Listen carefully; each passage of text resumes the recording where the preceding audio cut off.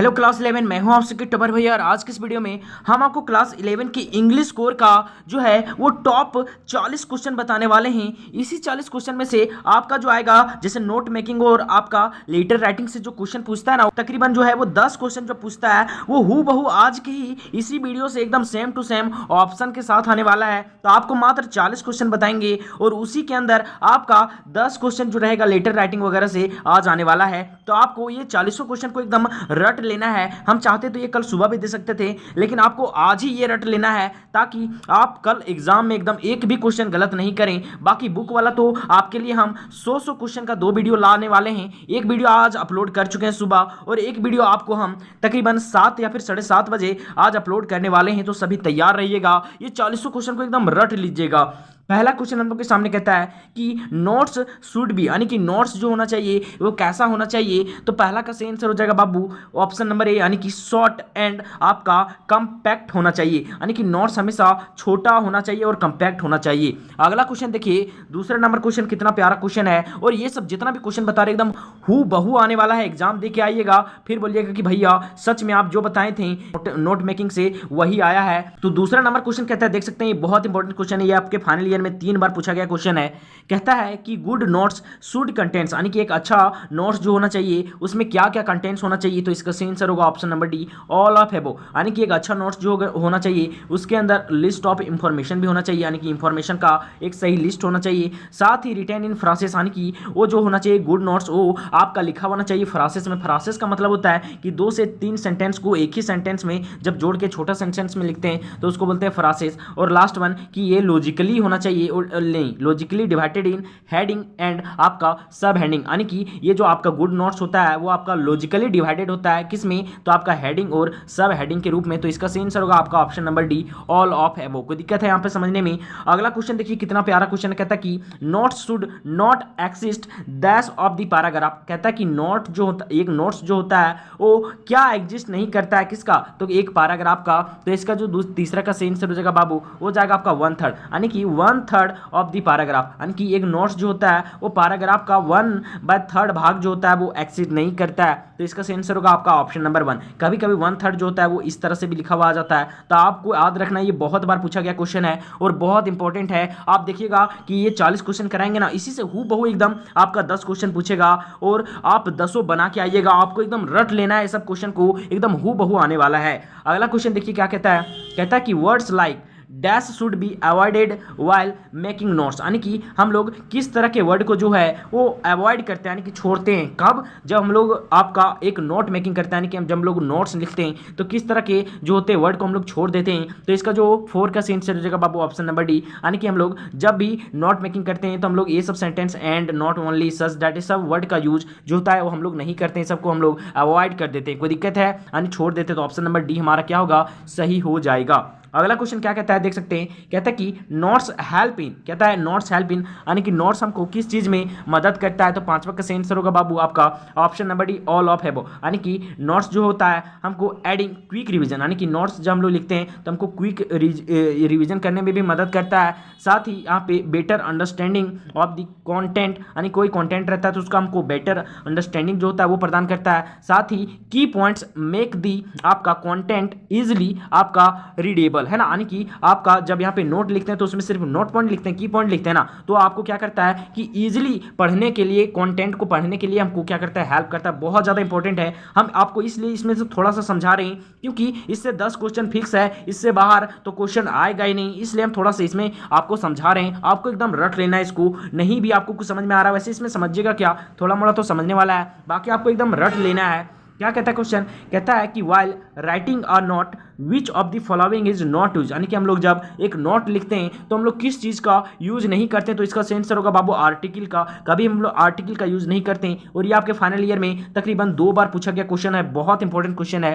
अगला क्वेश्चन देखिए क्या कहता है, कहता है कि नोट्स शुडंट बी, यानी कि नोट्स कैसा नहीं होना चाहिए, स्टूडेंट भी यानी कि कैसा नहीं होना चाहिए। तो 7वां का सही आंसर जो हो जाएगा बाबू हो जाएगा आपका ऑप्शन नंबर सी, यानी कि नोट्स कभी भी आपका नैरेटिव नहीं होना चाहिए। सी इसका क्या हो जाएगा, सही हो जाएगा। अगला क्वेश्चन देखिए 8वां नंबर क्वेश्चन क्या कहता है, कहता है कि while writing a note which of the following is use, यानी कि हम लोग जब नोट को लिखते हैं तो हम लोग किस चीज़ का जो है वो यूज करना चाहिए। तो इसका सही आंसर जो हो जाएगा 8वां का वो जाएगा आपका option number D, all of एबो। यानी कि हम लोग जब नोट राइटिंग लिखते हैं, यानी कि जब हम लोग कोई नोट्स लिखते हैं तो उसमें से हम लोग को हेडिंग भी लिखना चाहिए, सब हेडिंग भी लिखना चाहिए और एब्रीवेशंस का भी यूज करना चाहिए। तो इसलिए इसका सही आंसर हो जाएगा बाबू आपका ऑप्शन नंबर डी। कोई दिक्कत है? हम लोग के सामने 9 नंबर क्वेश्चन कहता है कि in note making notes are written only, यानी कि हम लोग जब एक नोट मेकिंग लिखते हैं, यानी कि नोट मेकिंग बनाते हैं, यानी कि नोट तैयार करते हैं, तो कहता है कि जो नोट्स होता है वो कैसा लिखा होना चाहिए, सिर्फ हम लोग नोट्स को किस तरह से लिखते हैं। तो 9 का जो सही आंसर हो जाएगा वो हो जाएगा आपका option number B, only notes को हम लोग फ्रासेस में लिखते हैं। ऑप्शन नंबर बी हमारा क्या हो जाएगा, सही हो जाएगा। कभी भी हम लोग नाउन और सेंटेंसेस का यूज नहीं करते किस में, तो आपके नोट मेकिंग में। तो इसका सही आंसर क्या हो जाएगा आपका ऑप्शन नंबर बी, क्या हो जाएगा आपका ऑप्शन नंबर बी, 9 का हो जाएगा आपका सही। अगला क्वेश्चन क्या कहता है देख सकते हैं, कहता है कि आपका वाइल प्रिपेयरिंग नोट्स, कहता है विच इज नेवर यूज्ड, यानी कि हम लोग जब एक आपका प्रिपेयर करते हैं क्या एक नोट्स, तो हम लोग किस चीज़ को जो है वो कभी भी यूज नहीं करते हैं। तो बाबू इसका जो 10वां का सही आंसर हो जाएगा वो जाएगा आपका ऑप्शन नंबर बी, कभी भी हम लोग कंप्लीट सेंटेंस का यूज नहीं करते हैं। कभी भी नोट्स बनाते समय कभी भी कंप्लीट सेंटेंस का हम लोग यूज नहीं करते हैं। कोई दिक्कत है? इसका सही आंसर हो जाएगा आपका ऑप्शन नंबर बी, कभी भी इसको यूज नहीं किया जाता है। अगला क्वेश्चन देखिए क्या कहता है, कहता है कि symbols are freely used in, यानी कि हम लोग सिंबल को जो होता है चिन्ह वगैरह को हम लोग आराम से फ्रीली यूज हम लोग किस चीज़ में कर सकते हैं। तो इसका 11 का सही आंसर हो जाने वाला है आप सबका ऑप्शन नंबर डी, यानी कि नोट मेकिंग में हम लोग आराम से सिंबल का यूज कर सकते हैं। अगला क्वेश्चन कहता है कि यहाँ पे in note making dash are omitted, है ना, in note making dash are omitted कहने का मतलब हम लोग नोट मेकिंग में किसको छोड़ देते हैं, ओमिटेड आने होता है छोड़ देना, तो हम लोग किस चीज़ को नहीं शामिल करते हैं। तो 12 का जो सही आंसर हो जाएगा वो जाएगा ऑप्शन नंबर सी, यानी कि प्रीपोजिशंस को हम लोग नोट मेकिंग में शामिल नहीं करते, यानी कि छोड़ देते हैं। तो ऑप्शन नंबर सी हमारा सही होगा। बाकी नोट मेकिंग में हम लोग सिंबल्स का यूज कर सकते हैं, एब्रीवेशंस का तो यूज करना ही करना है, बाकी फिगर का भी यूज कर सकते हैं, लेकिन कभी भी हम लोग नोट मेकिंग में आपका प्रीपोजिशंस का यूज नहीं करते हैं। तो इसका सही आंसर हो जाएगा बाबू आपका ऑप्शन नंबर सी। बहुत ज्यादा इंपॉर्टेंट क्वेश्चन होने वाला है, आज का वीडियो बहुत धमाकेदार होगा। कहता है कि इन नोट मेकिंग, कहता है इंफॉर्मेशन शुड बी डिवाइडेड, यानी कि इन नोट मेकिंग में जो इंफॉर्मेशन होता है वो हम लोगों को किस तरह से डिवाइड करना चाहिए, किस तरह से इंफॉर्मेशन को अलग अलग करना चाहिए। तो इसका जो 13 का सही आंसर हो जाएगा वो हो जाएगा आपका लॉजिकली, यानी ऑप्शन नंबर बी हमारा क्या हो जाएगा, सही हो जाएगा। यानी कि लॉजिक के अनुसार से हम लोग लॉजिकली यानी कॉन्सेप्ट को देखकर हमको क्या करना चाहिए, तो हमको इंफॉर्मेशन को अलग अलग भाग में बांटना चाहिए। ठीक है, अगला क्वेश्चन क्या कहता है देख सकते हैं, कहता है कि note making notes are not written in, कहने का मतलब कि नोट मेकिंग में हम लोग नोट्स को जो होता है वो क्यों कैसे हम लोग नहीं लिख सकते, यानी कि किस चीज़ में हम लोग नहीं लिख सकते हैं। तो इसका जो 14 का सही आंसर हो जाएगा ऑप्शन नंबर सी, उसी को थोड़ा सा चेंज किया सेंटेंसेस में, है ना, यानी कि हम लोग कभी भी नोट मेकिंग को जो है वो कहीं लिखते हैं तो नोट्स को हमको कभी भी सेंटेंस में नहीं लिखना चाहिए। ठीक है, यानी सेंटेंस को हम लोग शामिल नहीं करते हैं। तो इसका सही आंसर होगा ऑप्शन नंबर सी। कोई दिक्कत है? अगला क्वेश्चन क्या कहता है देख सकते हैं, कहता है कि notes should be in dash manners, कहने का मतलब जो नोट्स होना चाहिए वो उसका मेन मैनर्स क्या होना चाहिए। तो इसका जो सही आंसर हो जाना चाहिए 15 का हो जाएगा आपका option number D, all of आपका देश। कोई दिक्कत है यहाँ पे समझने में, यानी कि नोट्स जो होना चाहिए उसका मेन मैनर्स क्या होना चाहिए, सिक्वेंशियल भी होना चाहिए, आपका सेंसिबल भी होना चाहिए और आपका लेजिबल एंड क्लियर भी होना चाहिए। तो इसका सही आंसर होगा बाबू आपका ऑप्शन नंबर डी। कोई दिक्कत है यहाँ तक समझने में? अगला क्वेश्चन कहता है बहुत इंपॉर्टेंट क्वेश्चन, ये तो हमको लगता है कि 5 साल पूछा गया लगातार। कहता है कि abbreviations are freely used in, यानी एब्रीवेशंस को हम लोग फ्रीली कहाँ यूज कर सकते हैं। तो इसका सही आंसर हो जाएगा जो 16 नंबर क्वेश्चन है उसका जो नोट मेकिंग में, नोट मेकिंग में हम लोग एब्रीवेशंस को एकदम आराम से यूज कर सकते हैं, इसको एकदम रट लेना है। अगला क्वेश्चन कहता है कि which of the following is not used in note making, note making में हम लोग किस चीज़ का यूज नहीं करते हैं। तो हमेशा ध्यान में देना, नोट मेकिंग में हम लोग डेट का यूज नहीं करते हैं। 17 का ऑप्शन नंबर डी हमारा क्या हो जाएगा बाबू, सही हो जाएगा। कभी भी हम लोग नोट मेकिंग में जो है वो कभी भी डेट का यूज नहीं करते हैं। बहुत ज़्यादा इंपॉर्टेंट क्वेश्चन है, इसको एकदम रट लेना है, इसको एकदम दिमाग में बिठा नहीं लेना बल्कि एकदम घोर के पी जाना है। अगला क्वेश्चन कहता है कि सैमरी इज ओवरव्यू ऑफ, कहने का मतलब जो सैमरी होता है वो किसका ओवरव्यू होता है, यानी कि किसका एक तरह से दर्शन होता है। तो इसका जो सही आंसर हो जाएगा आपका 18 नंबर क्वेश्चन का वो हो जाएगा आपका option number A, main text का, है ना, यानी कि मेन टेक्स्ट यानी कि जो रियल कहानी होता है उसका सैमरी क्या होता है, एक तरह का ओवरव्यू, यानी कि एक तरह का छोटा मोटा जानकारी। तो इसका सही आंसर हो जाएगा बाबू आपका ऑप्शन नंबर ई। कोई दिक्कत है? हम लोग के सामने देख सकते हैं यहाँ पे क्वेश्चन है 19 नंबर क्वेश्चन कहता है कि summary should be dash original text, यानी कि जो सैमरी होना चाहिए वो ओरिजिनल टेक्स्ट के क्या होना चाहिए, क्या शॉर्टेड देन होना चाहिए यानी कि छोटा होना चाहिए, सिमिलर एज यानी कि सेम टू सेम होना चाहिए, लॉन्गर देन यानी कि लंबा होना चाहिए, या फिर नन ऑफ दिस। तो इसका सही आंसर होगा कि छोटा होना चाहिए, यानी कि सैमरी हमेशा जो होगा वो ओरिजिनल टेक्स्ट से छोटा होगा, यानी ऑप्शन नंबर ए हमारा क्या हो जाएगा, सही हो जाएगा, यानी कि शॉर्टर होना चाहिए। कोई दिक्कत है समझने में? देख सकते हैं आपके सामने यहाँ पे 20 नंबर क्वेश्चन कहता है कि steps included in summary writing is, यानी कि हम लोग जब कोई समरी लिखते हैं तो उसमें से हम लोग किस स्टेप्स का यूज करते हैं, किन स्टेप को हम लोग इंक्लूड करते हैं। तो इसका सही आंसर होगा बाबू आपका ऑप्शन नंबर डी। 20 का सही आंसर क्या होगा, ऑप्शन नंबर डी, यानी कि हम लोग जब भी लिखते हैं सैमरी तो हम लोग उसमें यानी कि read the text and break down, यानी कि हम लोग टेक्स्ट को पहले पढ़ते हैं और उसको हम लोग अलग अलग तोड़ते भी हैं, और अंडरलाइन इंपॉर्टेंट लाइन, और हम लोग क्या करते हैं कि सैमरी राइटिंग के दौरान इंपॉर्टेंट लाइन को अंडरलाइन भी करते हैं, और साथ ही अवॉइड यहाँ पे रिपीटेशन एग्जांपल एंड डिटेल्स। और हम लोग क्या चीज़ करते हैं, तो जो चीज़ रिपीट होता है उस पूरे टेक्स्ट में, उस सैमरी मतलब कि जब भी टेक्स्ट में जो आपका रिपीट होता है उस चीज़ को हम लोग अवॉइड कर देते हैं, यानी उनको हम लोग छोड़ देते हैं। तो इसका सही आंसर होगा आपका ऑप्शन नंबर डी। बहुत इंपॉर्टेंट क्वेश्चन है। अगला क्वेश्चन क्या कहता है देख सकते हैं, कहता है कि सैमरी शुड कंटेंट्स, बहुत इंपॉर्टेंट क्वेश्चन, ये हमको लगता है कि 3 साल ये भी पूछा गया है। कहता है कि सैमरी जो होना चाहिए वो क्या कंटेंट्स रखता है हमेशा। तो 21 का सही आंसर जो हो जाएगा बाबू आपका हो जाएगा ऑप्शन नंबर ए, एक हेडिंग। सैमरी जो होता है वो हमेशा क्या कंटेंट रखता है, तो एक हेडिंग, यानी ऑप्शन नंबर ए हमारा क्या हो जाएगा, सही हो जाएगा। कभी कभी क्वेश्चन आता है कि सैमरी शुड कंटेंट्स, तो कभी कभी यहाँ पे लिखा रहता है मेन आइडिया, है ना, यहाँ पे हेडिंग है तो उसी के जगह आ जाता है मेन आइडिया। तो सैमरी शुड कंटेंट्स तो मेन आइडिया, तो कहीं मेन आइडिया रहेगा तो उसको भी सही करना है। फिर हम लोग और आगे चलते हैं, 20 क्वेश्चन और बताने वाले हैं। 20 क्वेश्चन हुआ तकरीबन, 20 क्वेश्चन और बताएंगे। सेम आपको 40 क्वेश्चन में से ही 10 क्वेश्चन नजर आने वाला है। फिर इसी वीडियो का देख सकते हैं यहाँ पे हम लोग 20 से 21 क्वेश्चन डिस्कस कर लिए, 20 क्वेश्चन और देखने वाले हैं। मात्र आपको ये 40 क्वेश्चन पढ़ के जाना, आराम से 10 नंबर एकदम आपका हूबहू एकदम हंसते खेलते आ जाने वाला है। क्या कहता है लेटर स्टार्ट्स विथ, बहुत ज़्यादा बार पूछा गया क्वेश्चन, हमको लगता है ये 4 साल पूछा गया है। कहता है कि लेटर जो होता है वो हमेशा किस चीज़ के साथ स्टार्ट होता है। तो इसका जो पहला का सही आंसर जो हो जाने वाला आप लोगों का, वो जाने वाला ऑप्शन नंबर बी, यानी कि राइटर एड्रेस एंड डेट और राइटिंग दी लेटर। कहने का मतलब कुल मिला के लिखा रहता है कि राइटर एड्रेस, या फिर कभी कभी यहाँ पे लिखा रहता है सेंडर एड्रेस। क्या लिखा रहता है, सेंडर एड्रेस। तो आपको कंफ्यूज नहीं होना है, ऑप्शन नंबर बी हमारा क्या हो जाएगा, सही हो जाएगा। यानी जब भी हम लोग कोई लेटर लिखते हैं तो उसको स्टार्ट कैसे करते हैं, हम लोग हमेशा सेंडर एड्रेस से स्टार्ट करते हैं। जैसे मान लेते हैं कि ये हम है, ठीक है, और हम लिख रहे हैं लेटर, किसको लिख रहे हैं, मान लो आप ही लोगों को, अपने स्टूडेंट को हम लोग लेटर लिख रहे हैं। तो हम सबसे पहले अपना यहाँ पे एड्रेस लिखेंगे। क्या करेंगे, अपना एड्रेस लिखेंगे, क्योंकि हम सेंड कर रहे हैं ना। तो यहाँ पे राइटर यानी कि सेंडर एड्रेस सबसे पहले होता है, तब लेटर स्टार्ट होता है। समझ में आ रहा है? तो इसका आंसर होगा बाबू आपका ऑप्शन नंबर बी। समझ में आ रहा है तो लास्ट में लाइक करके जरूर जाना है, बहुत मजा आने वाला आपको इस बार के एग्जाम में, क्योंकि आपका ये भाई आपके साथ खड़ा है। क्या कहता है क्वेश्चन, कहता है कि दी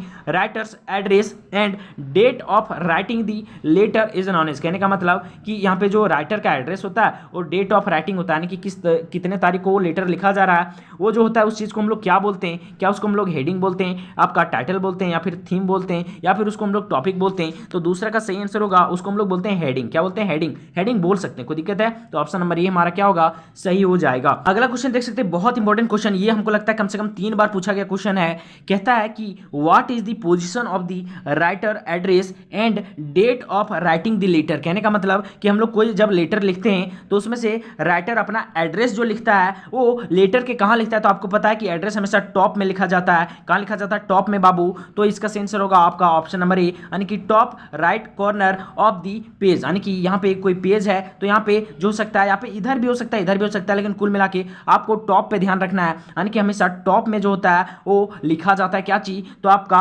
राइटर का एड्रेस और डेट ऑफ राइटिंग। कोई दिक्कत है? तो इसका सही आंसर हो जाएगा आपका ऑप्शन नंबर ए। बहुत ज्यादा इंपॉर्टेंट क्वेश्चन है।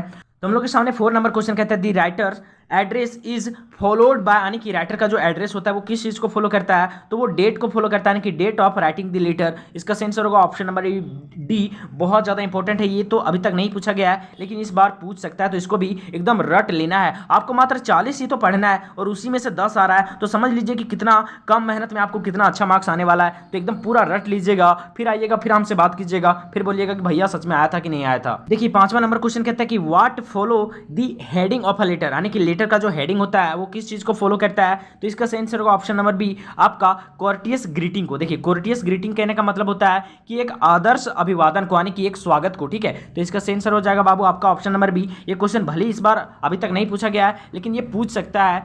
अगला क्वेश्चन देखिए क्या बोलता है, कहता है कि यहाँ पे dear father, my dear mother, dear sir and example of, ये सब जो हम लोग यूज करते हैं वो किस चीज़ का एग्जाम्पल है, तो इसका जो सही आंसर हो जाएगा बाबू आपका 6 नंबर क्वेश्चन का हो जाएगा आपका ऑप्शन नंबर ए, यानी कि ये भी एक तरह का कोर्टियस ग्रीटिंग का है, यानी कि एक स्वागत करने का भी एक क्या है एग्जाम्पल है। कोई दिक्कत है तो इसका सही आंसर होगा आपका ऑप्शन नंबर ए। बहुत इंपॉर्टेंट क्वेश्चन है।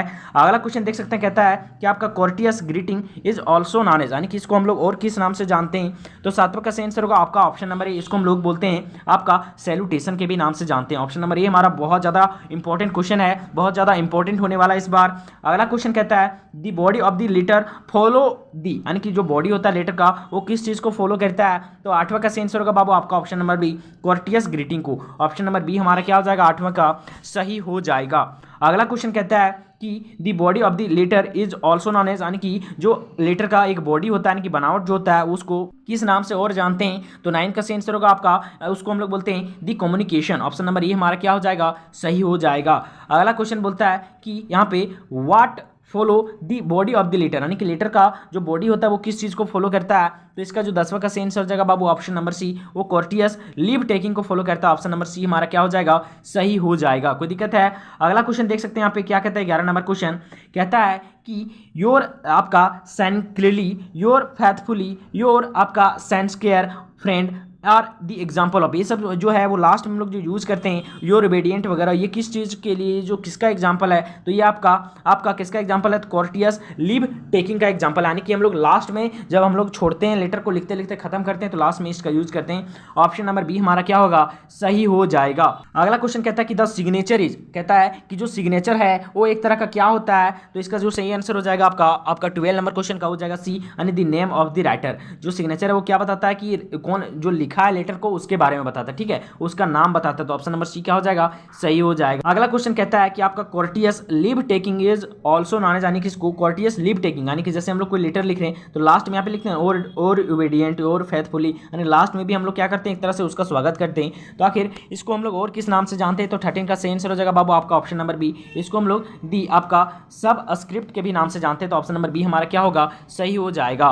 अब ज़्यादा नहीं, बस 5 से 6 क्वेश्चन है। कहता है कि 14 नंबर क्वेश्चन कहता है the language used in the body of the letter should be, यानी कि हम लोग किस तरह के लैंग्वेज को जो हो है वो यूज करना चाहिए कहाँ, तो बॉडी ऑफ द लेटर में, तो इसका जो सही आंसर हो जाएगा आपका 14 नंबर क्वेश्चन का हो जाएगा ऑप्शन नंबर सी, यानी कि सिंपल एंड डायरेक्ट, सिंपल और डायरेक्ट लैंग्वेज का यूज करना चाहिए हम लोग कभी भी जब एक लेटर का बॉडी तैयार करते हैं। कोई दिक्कत है। अगला क्वेश्चन क्या कहता है, कहता है ऑल बिजनेस लेटर आर, कहने का मतलब जितने भी बिजनेस लेटर होते हैं, ये सब बहुत इंपॉर्टेंट है। अब जो 3-4 क्वेश्चन आएगा ये सब हद से ज्यादा इंपॉर्टेंट है। कहता है कि जितने भी बिजनेस लेटर होते हैं वो किस लेटर के अंदर आते हैं, तो इसका जो सही आंसर हो जाएगा वो जाएगा फॉर्मल लेटर। क्या हो जाएगा फॉर्मल लेटर। कभी कभी ऐसा भी पूछता है कि बिजनेस लेटर डैश लेटर, कहने का मतलब बिजनेस लेटर को और किस नाम से जानते हैं, तो इसका सही आंसर हो जाएगा आपका फॉर्मल लेटर। मतलब सेम किसी भी तरीके से घुमा के भी आपको थोड़ा मोड़ा पूछ सकता है, लेकिन आपको कॉन्सेप्ट ध्यान में रखना है कि जितने भी बिजनेस लेटर होते हैं उसको हम लोग क्या बोलते हैं बाबू फॉर्मल लेटर। कोई दिक्कत है। अगला क्वेश्चन देखिए क्या कहता है यहाँ पे, कहता है कि where is the position of the subject in formal letter, यानी कि फॉर्मल लेटर में जब भी हम लोग कोई सब्जेक्ट का यूज करते हैं तो उसका पोजीशन क्या होता है, तो 16 का सही आंसर हो जाएगा बाबू आपका option number be above the salutation, यानी कि सैल्यूटेशन के ऊपर में हम लोग किसका यूज करते हैं, कोई भी सब्जेक्ट का यूज करते हैं। कोई दिक्कत है तो इसका सही आंसर होगा आपका ऑप्शन नंबर बी।